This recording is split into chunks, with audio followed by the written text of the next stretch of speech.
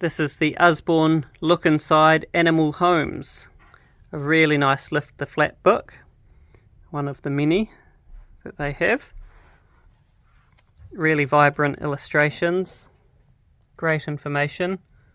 Foxes spend the night hunting. Then they go home to sleep in warm underground dens. The chickens.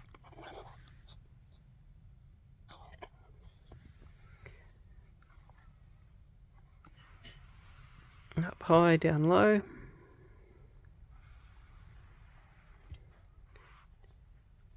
Tons of flaps.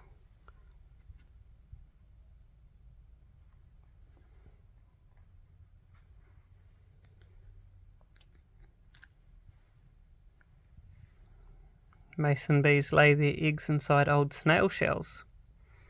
That's something I didn't know.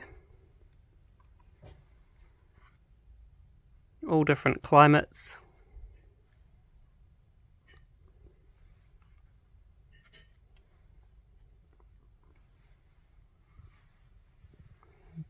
Even creatures in the house.